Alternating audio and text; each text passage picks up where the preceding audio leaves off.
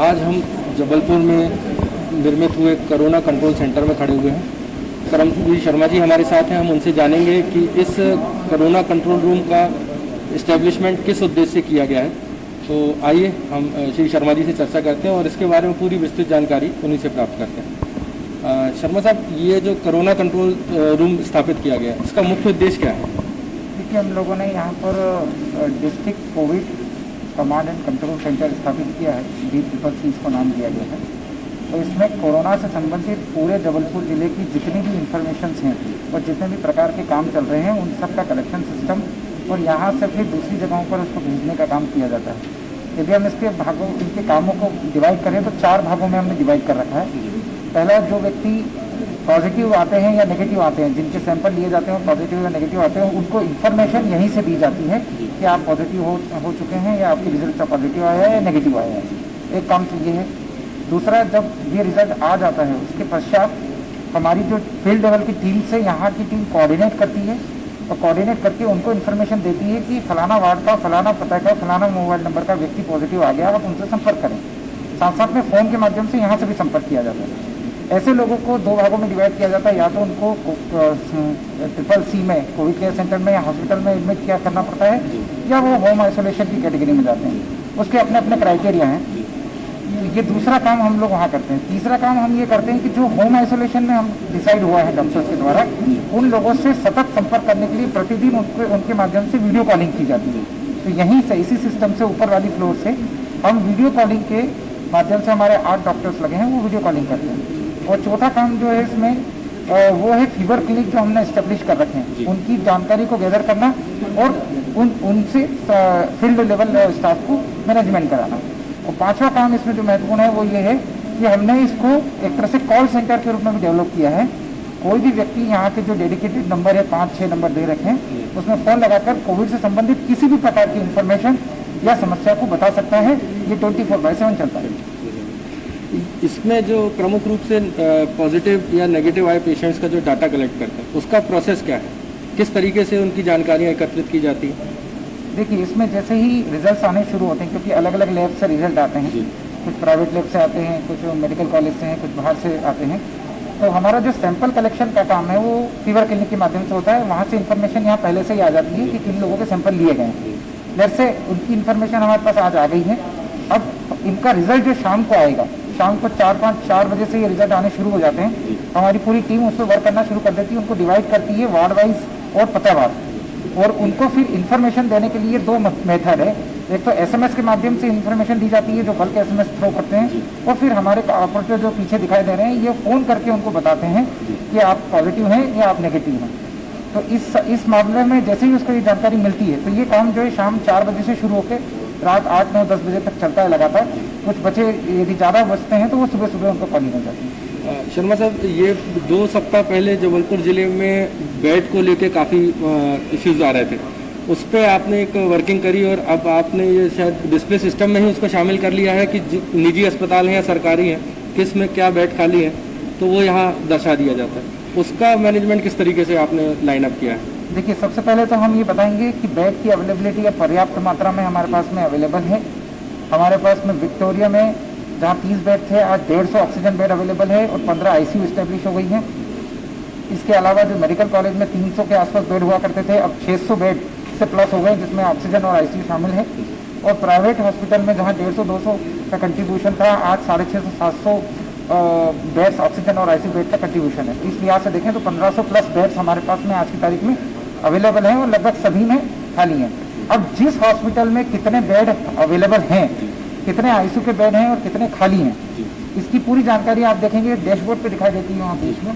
तो वो डैशबोर्ड में हम लोग पूरा रखते हैं, और यदि कोई व्यक्ति उसमें इंफॉर्मेशन हमसे फ़ोन करके मांगता है कि ये पॉजिटिव व्यक्ति हो गए हैं, हम हॉस्पिटलाइज करना चाहते हैं, तो यहाँ से हमारा कंट्रोल व्यवस्था जो है उनको इन्फॉर्मेशन दे सकती है। तो ये शर्मा साहब, इतने बड़े डिस्प्ले में आपने किन प्रमुख जानकारियों को डिस्प्ले में रखा है?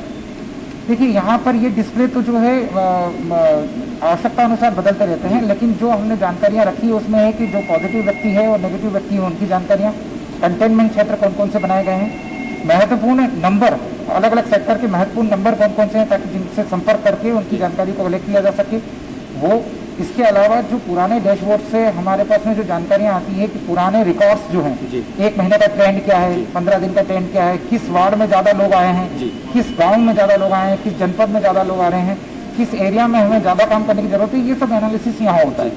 तो ये सब इन्फॉर्मेशन जो है हम लोग यहाँ पर फीवर क्लिनिक कौन कौन से एस्टेब्लिश किए गए हैं, उन फीवर क्लिनिक में कितने लोगों के सैंपल लिए गए हैं, उन फीवर क्लिनिक में कौन कितने पॉजिटिव आए हैं, इन सब की जानकारियाँ यहाँ अलग अलग कंप्यूटर के माध्यम से डिस्प्ले होती है। वैसे ये होम आइसोलेट जो पेशेंट्स हैं उनको क्या सुविधाएं अपन इस सेंटर के माध्यम से उपलब्ध करा रहे हैं? देखिए, हम लोगों ने 18 डॉक्टर्स की एक टीम बनाई है जो 6-6 डॉक्टर 8-8 घंटे की ड्यूटी करते हैं और जैसे ही हमें पॉजिटिव व्यक्तियों की लिस्ट शाम को मिल जाती है उन डॉक्टरों को, वो कॉलिंग करना उनको शुरू कर देते हैं, क्योंकि वो होम आइसोलेशन लायक है या नहीं उसकी वीडियो कॉलिंग होती है। तो आप देखेंगे कि कंप्यूटर्स के साथ साथ में कैमरे भी लगे हुए हैं और ऊपर भी व्यवस्था यहाँ बना रखी है। तो कैमरे से वीडियो कॉलिंग के माध्यम से उनसे संपर्क किया जाता है, उनसे ये किया जाता है कि उनकी उम्र क्या है, कोमॉर्बिडिटीज क्या है, उनको कोई बीमारी तो नहीं है, उनका एसपीओ2 लेवल क्या है, उनका ऑक्सीजन का लेवल क्या है, उनको टेम्परेचर है कि नहीं है, कोई और ब्रीदिंग इशू तो नहीं आ रहे। ये सब लीडिंग क्वेश्चन उनसे पूछे जाते हैं, उसका कंप्यूटर पर एंट्री की जाती है किस डॉक्टर ने वो पूछे हैं। ऐसे लगभग 1000 से ज़्यादा फोन प्रतिदिन सुबह शाम में होते हैं 24 घंटे में। तो इस तरीके से हम उनसे संपर्क स्थापित करते हैं। कलेक्टर साहब, अभी जिले में कितनी फीवर क्लिनिक एक्टिव हैं और उनसे किस माध्यम से हम डाटा कलेक्शन कर रहे हैं? पूरे जिले में 36 फीवर क्लिनिक इस्टेब्लिश की गई है और 36 के 36 ही जो है वो फंक्शनल मॉडल हैं। सभी जगहों पर डॉक्टर अवेलेबल है। फीवर क्लिनिक का उद्देश्य ये है कि वहाँ पर कोई भी व्यक्ति जाकर अपना चेकअप करा सकता है, दवाइयाँ मुफ्त में ले सकता है। यदि उसको टेस्टिंग करानी है तो RT-PCR और रैपिड एंटीजन दोनों ऑप्शन है, दोनों तरीके से वो अपनी टेस्टिंग भी करा सकता है और जो टेस्ट हो जाए उसके बाद में रिजल्ट आता है तो रिजल्ट भी वहाँ से चेक कर सकता है। तो एक प्रकार से ये डेडिकेटेड फीवर क्लिनिक के रूप में डेडिकेटेड हमने छोटे छोटे हॉस्पिटल्स बना दिए हैं जहाँ पर कोरोना से संबंधित जो भी जानकारियाँ हैं वो पूरी वहाँ से कलेक्ट की जा सकती हैं और ये जानकारियाँ पूरी की पूरी शाम को कंपाइल होकर इस कंट्रोल रूम में आती हैं।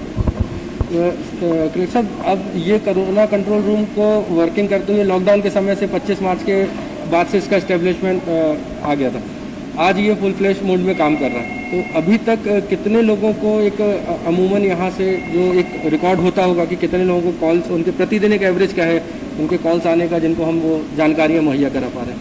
देखिए, अभी अलग अलग समय में इस कंट्रोल रूम का अलग अलग काम रहा है। जब लॉकडाउन का समय था वो उस समय इसके काम जो है वो अलग थे, लेकिन पिछले हमने 1.5-2 महीने में इसके काम को दायरा अलग तरीके से रिप्रेजेंट किया है। हमने जो अभी हमने बताया आपको कि फीवर क्लिनिक नया सेटअप है जी। और जो डोर विजिट वाला है वो नया सेटअप है। उसके अलावा जो है लोगों को मैसेज करना और ये सब चीज़ें करना है, इसको हमने और इस्टेब्लिश किया है, वो एक नया सेटअप है। हॉस्पिटल्स की अवेलेबिलिटी को डिस्प्ले करना है, ये एक नया सेटअप है। तो ऐसे कई सारे, वो जो होम आइसोलेशन वालों से वीडियो कॉल करना है, ये एक नया सेटअप है। ये सब नया सेटअप अभी वर्तमान में 1-2 महीने से किए हैं।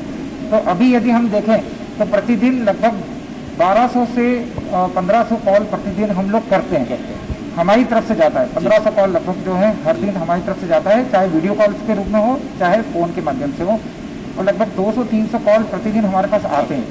तो इस तरह से लगभग 1500 से 1700 लोगों का कम्युनिकेशन यहाँ पर डे का है।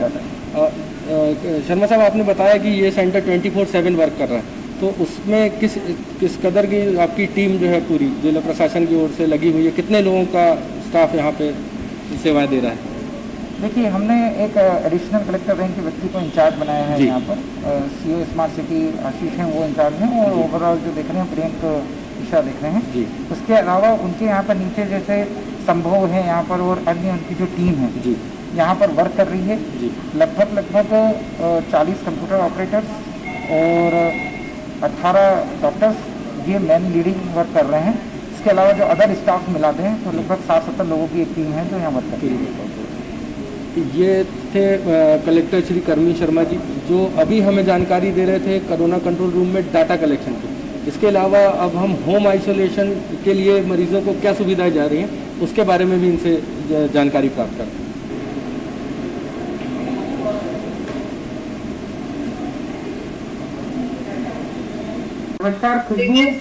नमस्कार खुशबू, मैं कर्मवीर शर्मा हूँ, कलेक्टर जबलपुर। आज मैं आप लोगों से बात करने के लिए आया था कि आपका स्वास्थ्य ठीक है अब? हाँ सर, मैं बिल्कुल ठीक हूँ। ओके, आपका जो SpO2 वगैरह आप चेक करते हैं? हाँ सर, ऑक्सीमीटर है मेरे पास। अच्छा, आप अभी ऑक्सीमीटर है यदि पास में है तो करके दिखा सकते हैं कितना अभी आपका SpO2 लेवल आ रहा है? अभी हमने देखा कि किस तरीके से ये होम आइसोलेट पेशेंट से लगातार डॉक्टर्स के कम्युनिकेशन की एक बहुत अच्छी व्यवस्था यहाँ बनी हुई है। अब इसमें क्या चीज़ें पिछले दिनों में जोड़ी गई हैं, ये हम कलेक्टर साहब से, श्री शर्मा जी से जानते हैं। सर, होम आइसोलेट पेशेंट का अभी हमने देखा कि किस तरीके से यहाँ मौजूद डॉक्टर्स की टीम उनसे कम्युनिकेट कर रही है। इसमें अभी और इसको क्या रेक्टिफिकेशंस में और किए गए हैं, कोई सुधार आपने और जोड़े हैं? देखिए, ये सिस्टम हम लोगों ने अभी पिछले 10-15 दिनों में शुरू किया है, जिसमें होम आइसोलेशन वाले जो लोग हैं उनसे वीडियो कॉल के माध्यम से हम स्थापित करते हैं। जैसे आप देख रहे हैं कि डॉक्टर सामने बैठे हुए हैं, ये लगातार इनसे 24/7 अलग अलग डॉक्टर्स की ड्यूटी है और वो लगातार उनसे बात करती है। जैसा आपने अभी देखा भी कि एक व्यक्ति से बात भी की गई है खुशबू से। तो इनसे बात करके इनके बारे में जानकारियां कलेक्ट करना कि इनको कोई इशू तो नहीं है, उनकी जानकारियां हम लोग कंप्यूटर पे दर्ज करते हैं, सामने जैसे उसकी स्क्रीन दिखाई देती है। इसके साथ साथ में यदि इनकी तरफ से कोई कॉल आना है तो उसको भी रिसीव किया जाता है। कई बार ये होता है कि जैसे 400-500 लोग अभी होम आइसोलेशन में, उसमें 2-4 लोगों की तबीयत एकदम खराब होने लगी, तो तत्काल हमको मैसेज करते हैं। यहाँ कंट्रोल रूम के नंबर जो है उनमें हम लोग इनको नंबर दे रखे होते हैं। ये हमें बताते हैं कि थोड़ा सा हमें ब्रीदिंग में इशू आ रहा है या थोड़ा सा मुझे फीवर आ रहा है, तो नीचे एम्बुलेंस रखी हुई है। यहाँ के डॉक्टर तत्काल एम्बुलेंस से भेज के उनको गंतव्य स्थान, जहाँ पे यदि CCC में भेजना है या मेडिकल कॉलेज में भेजना है या विक्टोरिया में या अन्य कहीं जगहों पर भेजना है, तो उसको वहाँ पर तत्काल भेजने की व्यवस्था का भी ऑप्शन है। तो एक प्रकार से ये 2 वे लिंक है। हमारी तरफ से तो हम कांटेक्ट करते ही हैं, लेकिन उनको यदि रात में 12 बजे भी इमरजेंसी रही तो वो हमें भी कॉल कर सकते हैं। ये व्यवस्था हम लोगों ने बनाई है। साथ साथ में हम इनको दवाइयाँ भी पहुँचाते हैं और यहाँ से जो छोटे छोटे इश्यूज होते हैं तो उसको मान लीजिए कई बार ये होता है व्यक्ति थोड़ा अकेला रहता है तो थोड़ा सा एक फीलिंग आती है कि सब जो है अच्छा नहीं लग रहा है, ये नहीं लग रहा है, तो हमारे डॉक्टर्स उनकी काउंसलिंग भी करते हैं। तो एक प्रकार से ये प्लेटफॉर्म है जिससे कि जो मरीज है उसके साथ में इंटरेक्शन किया जाता है और उसको कूल रख के और उसको इलाज वगैरह करते हैं। इसमें शर्मा साहब, जो होम आइसोलेट पेशेंट है उनका पहला टेस्ट पॉजिटिव आने के बाद उनके अकॉर्डिंग टू जो उनके सिम्टम्स हैं उसके हिसाब से उनको होम आइसोलेट किया जाता है। तो इसका कुछ क्राइटेरिया कि कुछ दिनों बाद, जैसे अभी आपने उनसे बात कर रहे थे तो उन्होंने बताया कि उनका SpO2 अच्छा 98 है, अच्छा है, तो इनका क्या रिपीट टेस्ट होने का कुछ ऐसा क्राइटेरिया है? जो ICMR की गाइडलाइन है उसमें रिपीट टेस्ट का बहुत ज्यादा रोल नहीं रह गया है। यदि व्यक्ति कोमॉर्बिडिटी नहीं है, एसिम्टोमेटिक है और यदि 7वें दिन के बाद से यदि उसको 7 से लेकर 10वें दिन, मतलब जिस दिन सैंपल लिया है उससे 7 से 10 दिन के बीच में यदि उसको कोई भी सिम्टम्स नहीं है, जैसे सर्दी, खांसी, बुखार, सांस लेने में तकलीफ, यदि 3 दिन कोई सिम्टम्स नहीं है, लास्ट 3 डेज में कोई सिम्टम्स नहीं है और उसका SpO2 जो है वो 94-95 से ऊपर जा रहा है, तो फिर एक तरह से उसको 10वें दिन या 11वें दिन जो है डिस्चार्ज किया जा सकता है और साथ साथ में उसको फिर रिपीट टेस्ट करने की आवश्यकता नहीं होती, ऐसी गाइडलाइन है।